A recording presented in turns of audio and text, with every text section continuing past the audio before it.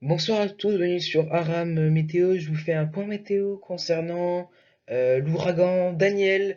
Je vais tout vous expliquer euh, où est-ce qu'elle est actuellement, quelle va être ses positions, comment va-t-elle se déplacer, comment ça se fait qu'on ait un ouragan qui s'approche si près de l'Europe et qui va même sans doute l'atteindre. Donc déjà, ce qu'il faut rappeler, c'est que un ouragan, en fait, c'est comme une tempête, sauf que ça se situe sur généralement l'Atlantique Sud, mais cette fois-ci, c'est l'ouragan, donc Daniel, va remonter donc depuis le sud de l'Atlantique et se trouve actuellement en plein dans l'Atlantique. Et ce qui va nous intéresser, et ce que vous avez dû entendre ces derniers jours, c'est que l'ouragan, il semblerait qu'il puisse s'approcher de l'Europe. Alors, bien évidemment, je connais votre réaction, vous allez tous me dire, oh là là, il y a un ouragan qui arrive, et c'est la catastrophe, on va tous mourir.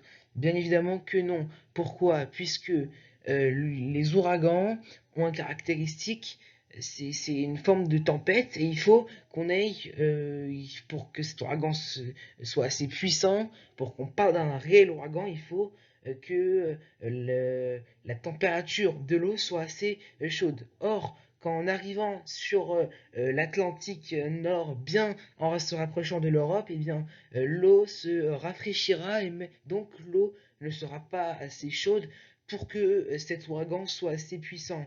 Donc à ce jour, il subsiste deux scénarios. Le premier scénario, où l'ouragan donc ferait une boucle dans l'Atlantique Nord et puis donc plongerait vers les côtes du Portugal.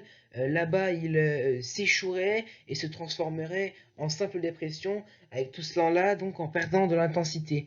Le deuxième scénario, c'est que l'ouragan remonte un peu, fasse également une boucle qui redescende vers le Portugal, mais qui remonte ensuite sur l'ouest du golfe de Gascogne et qu'il puisse potentiellement influencer notre pays. Je vous rappelle simplement que les modélisations changent tous les jours concernant cet ouragan. Il y a quelques jours, il montrait l'ouragan passer complètement au-dessus de l'Europe, hein, s'échouer donc en plein milieu donc de l'Arctique, de l'Alaska. Alors rassurez-vous, de l'Islande, pardon. Euh, alors, non, il ne se produira pas ce phénomène. Finalement, l'ouragan devrait bien approcher les côtes européennes et en perdant de l'intensité, on appellerait donc plus ça un ouragan, mais un ex-ouragan, l'ex-ouragan Daniel donc. Alors, si on revient d'abord sur le premier scénario, on voit bien donc l'ouragan qui s'approcherait des côtes portugaises, mais sans plus. On pourrait, concernant la France, avoir possiblement quelques orages assez dispersés, assez localisés qui pourraient éclater.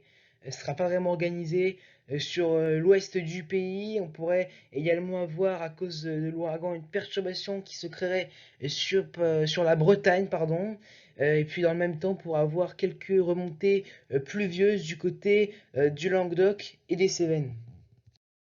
Et puis le deuxième scénario, donc, et ce serait tout simplement la dépression, l'ex-ouragan, donc qui se rapprocherait du golfe de Gascogne, de la France, hein, qui serait vraiment au nord du Portugal et qui pourrait influencer davantage de régions sur la France et plus fortement pour avoir des orages assez dispersés sur tout le pays. Donc potentiellement qu'avec ce scénario, on pourra avoir plusieurs vagues orageuses et puis surtout, on pourrait potentiellement, d'après ce scénario, surveiller donc une zone, hein, qui irait depuis la Gironde en remontant après vers la région centre, hein, voire une partie du bassin parisien, avec potentiellement là-bas, sur cette zone en tout cas, des orages qui pourraient être ponctuellement forts. Ce sera surveillé, pardon, ce scénario. Et puis dans le même temps, on pourra avoir des fortes rafales de vent, peut-être atteignant les 80 km/h ou les dépassant sur la côte bretonne et également inférieur ou égal à 80-85 km/h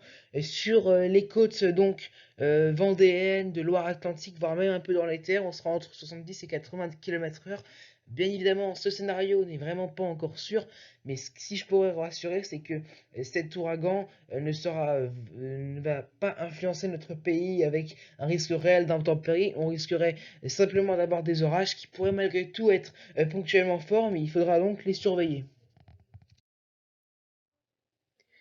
Concernant les températures, maintenant, eh bien, sachez que on attend très probablement une hausse massive des températures et très brutale. Donc, la semaine prochaine, ça pourrait durer 1 à 2 jours.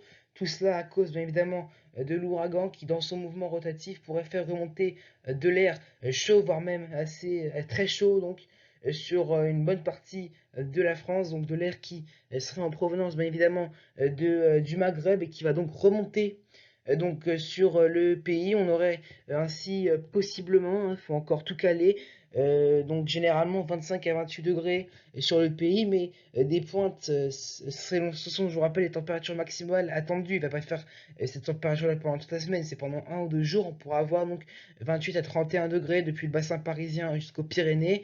Le bar des 30 degrés pourrait même être dépassé, localement 32, 33 sur la région centre. Et puis donc, ce qui nous intéresse le plus, pardon, c'est sur le sud-ouest où on pourrait même localement dépasser la barre des 35 degrés. Potentiellement, on pourrait atteindre 35, 36, voire très localement 37 degrés près de la barrière pyrénéenne, hein. Donc, tout cela reste à affiner. La stabilité est encore assez limitée, aux alentours des 50 à 60 mais en tout cas, ce qui sera inévitable, c'est une remontée des températures.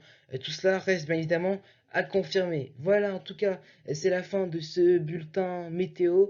En tout cas, si je peux vous rassurer, c'est que l'ouragan Daniel ne fera pas le réel effet d'ouragan. Il n'y aura pas de réelles tempêtes sur la France, hein. Simplement, possiblement quelques vagues orageuses qui seraient potentiellement à surveiller, mais sans plus, hein. Ça reste à confirmer, c'est même pas sûr. On pourrait également avoir, je vous le rappelle, quelques rafales de vent près de la côte atlantique, mais a priori c'est tout. On n'aura pas une tempête en soi avec cet ouragan qui, je vous le rappelle, régresserait en arrivant donc sur les eaux du golfe de Gascogne, pardon, en fait des eaux de l'Atlantique, hein, partie Europe. Voilà, donc c'est la fin de ce bulletin météo. Moi je vous souhaite une bonne soirée, je vous dis à bientôt sur Ram Météo.